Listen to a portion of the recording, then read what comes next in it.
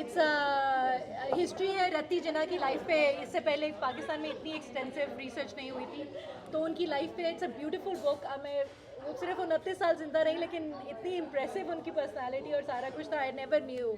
तो मैंने सोचा कि इसमें से ना एक दो वाक़यात बहुत इम्पॉर्टेंट, मतलब इंटरेस्टिंग थे, तो मैंने कहा चलो ये पढ़ते हैं। वो उर्दू में ट्रांसलेशन में थोड़ा सा वो मिस हो जाती है चीज़, पर एनीवे नहीं, वो मैं लाई नहीं, बुक इंग्लिश वाली नहीं लाई कराई। तो बहुत सारे उनकी बेगम जिन्ना की दिलेरी के बहुत वाक़यात हैं। एक ये था कि इसी तरह 1926 में लॉर्ड रेडिंग ने वाइसरॉय महल नई दिल्ली में कानून साज असम्बली के अरकान के एक ज़हराने का एहतमाम किया। गपशप के दौरान वाइसरॉय ने कहा, इन्हें जर्मनी जाने का बहुत शौक़ है। बेगम साहिबा ने पूछा तो फिर क्यों नहीं जा सकते? क्योंकि जर्मन हम लोगों को, अंग्रेज़ों को पसंद नहीं करते, वाइसरॉय ने जवाब दिया। बेगम जिन्ना कहाँ चुप रहने वाली थी, बोली, फिर इज़्ज़त माब यहाँ हिंदुस्तान में कैसे आ गए? उनको एक दफ़ा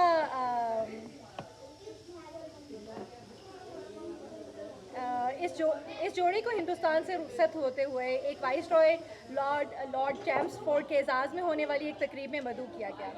उन दिनों ये मामूल था कि हर मेहमान की आमद का बाआवाज़ बुलंद ऐलान किया जाता और वो मेहमान चलता हुआ वाइसरॉय की तरफ जाता। जब नकीबों ने बेगम और मोहम्मद अली जिन्ना का ऐलान किया तो ये जोड़ा चलता हुआ मेज़बानों की तरफ गया। अंग्रेज़ रवायत के मुताबिक झुकने के बजाय बेगम साहिबा ने इन्हें हिंदुस्तानी तरीके से आदाब किया। वाइसरॉय को इनका ना झुकना नागवार गुजरा और उन्होंने इनकी नरमी से सरजनिश की और उनके शौहर जिन्ना के सामने एक रोशन सियासी मुस्तकबिल के उनके और उनके शौहर जिन्ना के सामने एक रोशन सियासी मुस्तकबिल है। चुनाचे यहाँ वो जैसे कहते हैं, when in Rome do as Romans do, उन्होंने कहा when in Rome do as Romans do. इस पर बेगम जिन्ना ने उन्हें याद दिलाना ज़रूरी समझा, वाइसरॉय इस वक्त हिंदुस्तान में है। और ये लास्ट वन है। But the whole book is full of these events, जो उनकी दिलेरी के, और जैसे वो जहाँ पे एहतजाज हो रहा है और वहाँ पे वो लाठी चार्ज पुलिस कर रही है और वो वहाँ पे डटी रहती थी, खड़ी रहती थी, और वो यंग थी, जी वो 18 when she got married। साम्राज्य से नफ़रत का इसी तर्ज का एक और वाक़या है। 1926 में बेगम साहिबा अपने शौहर के हमरा तातीलात गुजारने वादी कश्मीर गईं, जिसे उनका दूसरा हनीमून कहा जा सकता है।